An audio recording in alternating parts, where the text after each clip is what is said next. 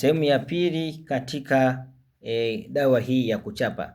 Hii nimesema inachapa. Ukiwa nayo mfukoni ni dawa nzuri, ni kinga, inazuia vitu vingi. Sawa sawa. Alafu nikimaliza nitakuja nikufundisha dawa nzuri kwa wale mnasafiri, mna vyombo vya moto. Hii uweka kwenye moto. Usipate ajali za kijinga, utalogwa mno, utavunjika miguu na mikono. Lakini ukiwa hivi ni vitu vinakusave, vinakuprotect. Kama mtu amekuteka ka kitu kake anatega miaka 260. Unadondoka unaamka zako huko fresh. Sawa sawa.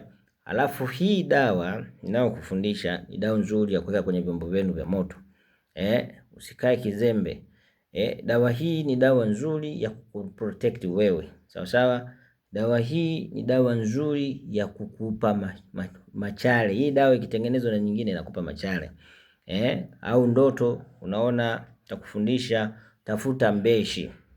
Ukitaka ndoto zako uzijue, wachawi wako, wabaya wako, tafuta mbeshi, tafuta ubongo wa fisi, changanya hivyo vitu pamoja, alafu chanjo katika sehemu ambazo zinatakiwa. Sasa wewe wakipanga kikundi wanakufizia, ulishawaona miaka 200, ulishawaota kila kitu. Hiyo ni siri nakupa. Kaa utulie nikufundishe masomo, nikufundishe dawa. Unaona hii hela? Hii ni zafalani. Naweza ukachukua ukaandika jina la mtu ukampiga kombola hapa hapa. Ukachukua hii zafalani ukaandika chochote, jina fulani bini fulani ukatuma kombola. Ukachukua hela kama hii, ukainuizia mambo yako, ukachanganya na dawa zako, unataka nini, inapiga kombola. Sasa unaenda unapeleka sehemu ambazo zinahusika. Sasa haya sitaki kuwafundisha ya kuchapa chapa kwa sababu mkichapa mtaumiza watu sana. Sasa nikufundishe maana wachawi wanatumiaga hivi vitu. Mchawi anaweza kutumia mavi ya fisi kukuchapa wewe, kukupiga mikosi. Sawa sawa. Mchawi anaweza kuchukua mavi ya mbwa mweusi au mavi ya mbwa akakuchapa mkosi. Sawa sawa. Hivyo ni vitu vyao ambavyo wanavitumia.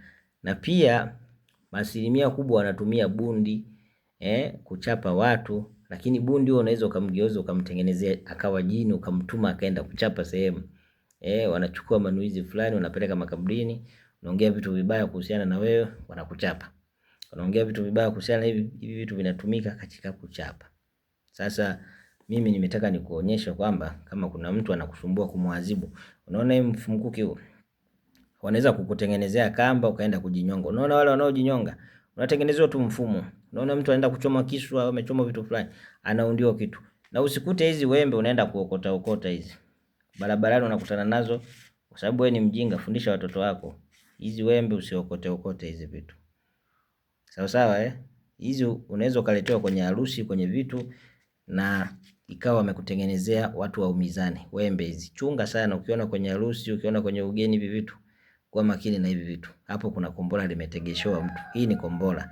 Unategesha kwa madawa, wanachanganya na dawa fulani nitakuja kuonyesha, halafu wanachapa watu. Sasa hizi zinatumwa, zinasetiwa. Unaweza ukasetiwa, ukapelekewa moto, ukapigwa. Hiyo ni siri ninakufunulia. Na unaona hivi amba hivi. Hivi vitu sio rahisi, mimi navipata hivi.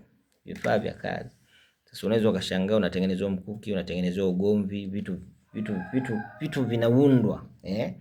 Ukiona tatizo mambo mabaya, jua kuna mtu anakuundia vitu. Sasa nakupa siri, tafuta kinga. Usikae kizembe utapigwa mno. Tafuta kinga. Nimesemea hivi, alafu nakuja nasemea mayai visa. Mayai visa yanatumika kuleta mikosi. Ukiona anakuja kuletwa kwako, mtu anakuja ananuia, anakuletea mkosi. Lakini pia hayo mayai visa ni dawa. Pia yanaondosha uchawi. Pia yanaua ubaya kwenye mwili. Pia yanaweza kuua dawa zote. Usije ukajaribu kuchukua kama una kinga mwilini ukaenda kuoshea mwili wako au ukachanjia hiyo dawa. Dawa zote kwishide. Na kufundisha vitu lakini nagusia kidogo kidogo. Hayo unaweza ukatuma jini, hayo mayai visa hayo. Ukaandika jina ukanuia tarasimu fulani ukachapa. Sasa leo nimewaficha kidogo kidogo, lakini kingi dawa nitakao kuachia ni kiapo hii. Chukua hii dawa, unguza. Chanja katika mwili wako kwa manuizi. Chanja chale 3 kwa manuizi katika mwili wako. Changanya na mafuta ya simba au ya mnyama mkali. Weka katika mwili wako. Utaona. Mimi niwatakie siku njema. utanifuatilia katika vipindi vijavyo, ukipenda, usipopenda, haya pita.